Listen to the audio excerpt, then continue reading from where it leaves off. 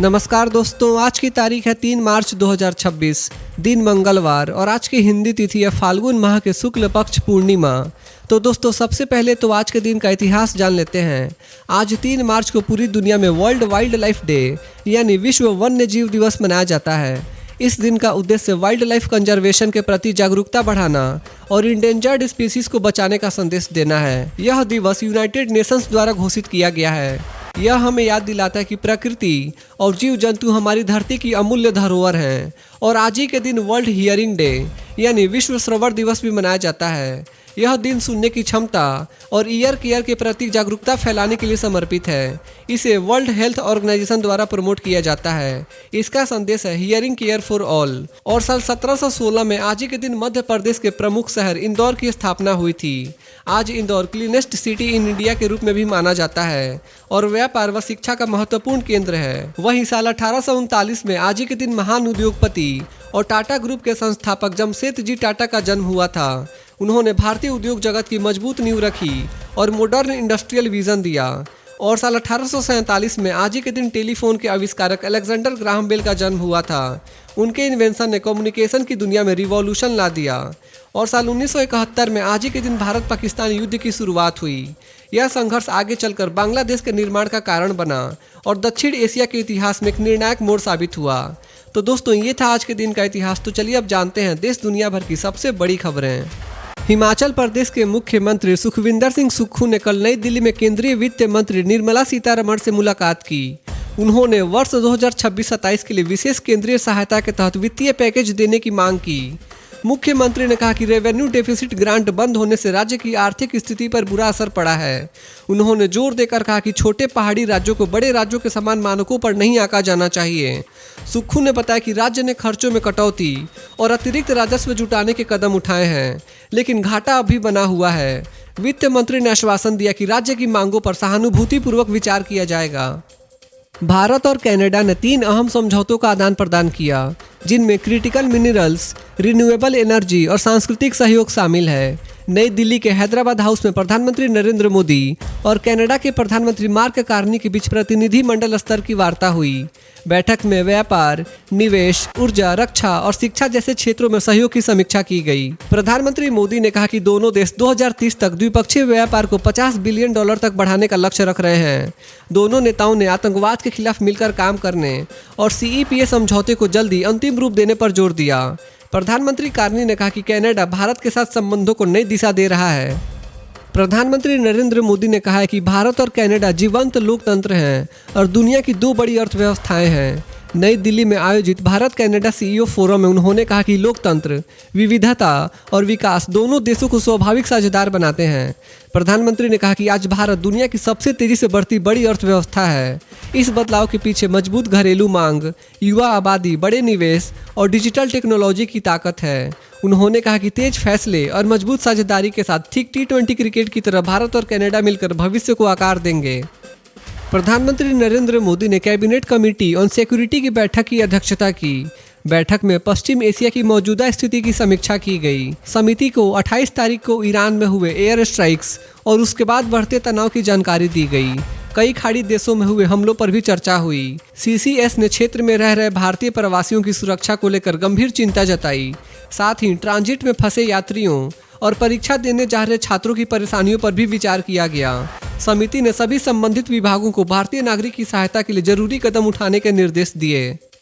केंद्रीय वित्त मंत्री निर्मला सीतारमण ने नई दिल्ली में एशियन इंफ्रास्ट्रक्चर इन्वेस्टमेंट बैंक के नए अध्यक्ष झोऊ जियाई से मुलाकात की। बैठक में भारत और AIIB के बीच साझेदारी को और मजबूत करने पर चर्चा हुई। वित्त मंत्रालय के अनुसार भारत में इंफ्रास्ट्रक्चर सेक्टर में शुरुआती अपस्ट्रीम सेवाओं के जरिए सहयोग बढ़ाने पर भी जोर दिया गया। निर्मला सीतारमण ने सदस्य देशों, खासकर लो इनकम देशों में निवेश बढ़ाने की आवश्यकता बताई। उन्होंने बजट 2026 के तहत इंफ्रास्ट्रक्चर ड्रिवन ग्रोथ पर भी फोकस दोहराया।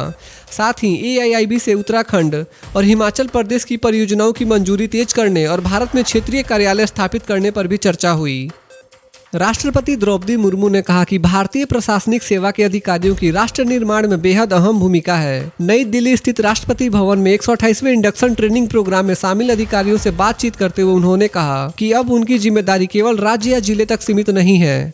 राष्ट्रपति ने प्रशासनिक सीमाओं से ऊपर उठकर बेहतर समन्वय और प्रोफेशनलिज्म के साथ काम करने पर जोर दिया। उन्होंने कहा कि हर फैसला विकसित भारत 2047 के विजन के अनुरूप होना चाहिए। उन्होंने अधिकारियों से नेशन फर्स्ट की भावना के साथ काम करने और यह सुनिश्चित करने का आह्वान किया कि विकास का लाभ समाज के अंतिम व्यक्ति तक पहुंचे। राष्ट्रपति द्रौपदी मुर्मू ने कल दिल्ली की महिलाओं को समर्पित 4 महत्वपूर्ण योजनाओं का शुभारंभ किया। इन योजनाओं में लखपति बिटिया योजना, सहेली पिंक स्मार्ट कार्ड, मेरी पूंजी मेरा अधिकार और फ्री एलपीजी सिलेंडर योजना शामिल हैं। राष्ट्रपति ने कहा कि महिलाएं समाज की मजबूत नींव हैं और उनका सम्मान व सशक्तिकरण एक सभ्य राष्ट्र की पहचान है। उन्होंने बताया कि केंद्र सरकार पहले से ही पीएम उज्ज्वला योजना, बेटी बचाओ बेटी पढ़ाओ और प्रधानमंत्री मातृ वंदना योजना जैसी पहल के जरिए महिलाओं को सशक्त बना रही है। राष्ट्रपति ने विश्वास जताया कि ये नई योजनाएं दिल्ली की महिलाओं में आत्मविश्वास बढ़ाएंगी और उन्हें नई ऊंचाइयों तक पहुंचने के लिए प्रेरित करेंगी। कर्मचारी भविष्य निधि संगठन यानी ईपीएफओ ने 2025-26 के लिए ईपीएफ पर 8.25% ब्याज दर मंजूर की है। लगातार दूसरे साल यही दर बरकरार रखी गई है। यह फैसला केंद्रीय न्यासी बोर्ड की बैठक में श्रम मंत्री मनसुख मांडविया की अध्यक्षता में लिया गया। अंतिम मंजूरी के बाद यह ब्याज 7 करोड़ से अधिक खाता धारकों के खातों में जमा होगा। बैठक में एक बार की अमनेस्टी स्कीम को भी मंजूरी दी गई, जिससे लंबित कानूनी मामलों का समाधान होगा। साथ ही नई ईपीएफ, पेंशन और बीमा योजनाओं को 2026 से लागू करने का रास्ता साफ हुआ। हरियाणा के मुख्यमंत्री नायब सिंह सैनी ने 2026-27 के लिए 2.23 लाख करोड़ रुपए का बजट पेश किया है, जो पिछले साल से 10% अधिक है। इस बजट में ग्रामीण अर्थव्यवस्था को मजबूत करने पर खास फोकस रखा गया है। किसानों के लिए नई बिजली वितरण कंपनी हरियाणा एग्री डिस्कॉम बनाई जाएगी, जो 7.12 लाख उपभोक्ताओं को निर्बाध बिजली देगी। राजकोषीय घाटा 2.65% रहने का अनुमान है। पूंजीगत व्यय बढ़कर 28,205 करोड़ रुपए किया गया है। उद्योगों के लिए 500 करोड़ रुपए का सक्षम फंड बनाया जाएगा। मुख्यमंत्री ने 2047 तक हरियाणा को $1 ट्रिलियन अर्थव्यवस्था बनाने का लक्ष्य भी रखा है। नीति आयोग और जापान इंटरनेशनल कोऑपरेशन एजेंसी यानी JICA ने सतत विकास लक्ष्यों यानी SDGs के दूसरे चरण के लिए समझौता किया है। यह समझौता आकांक्षी जिलों और ब्लॉकों में विकास कार्यों को और मजबूत करेगा।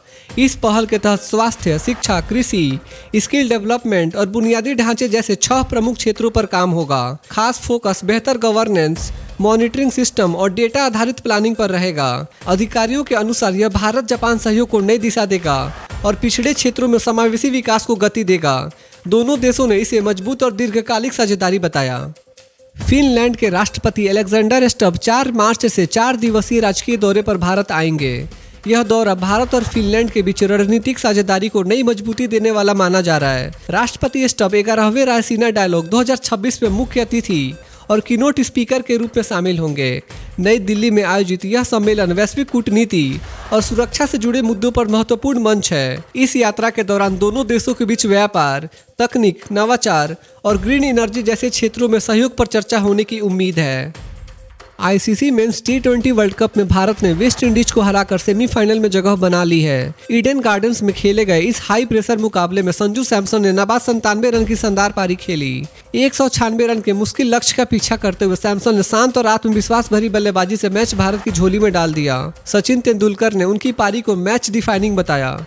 वहीं युवराज सिंह, इरफान पठान और हरभजन सिंह ने भी जमकर तारीफ की। अब भारत का सामना सेमीफाइनल में इंग्लैंड से होगा। टीम इंडिया का आत्मविश्वास इस जीत के बाद 7वें स्थान पर है। पश्चिम एशिया में हालात तेजी से बिगड़ते जा रहे हैं। ईरान और अमेरिका इजराइल के बीच मिसाइल और ड्रोन हमलों का नया दौर शुरू हो गया है। खाड़ी देशों में अमेरिकी ठिकानों को निशाना बनाया गया। वहीं अमेरिका और इजराइल ने ईरान के सैन्य ठिकानों पर जवाबी कार्रवाई की है। ओमान के पास एक तेल टैंकर पर हमला हुआ, जिसमें एक व्यक्ति की मौत हो गई। कुवैत में अमेरिकी लड़ाकू विमान गलती से गिराए गए। हालांकि सभी एयर क्रू सुरक्षित हैं। सऊदी अरब ने अपने रिफाइनरी पर ड्रोन हमला नाकाम किया।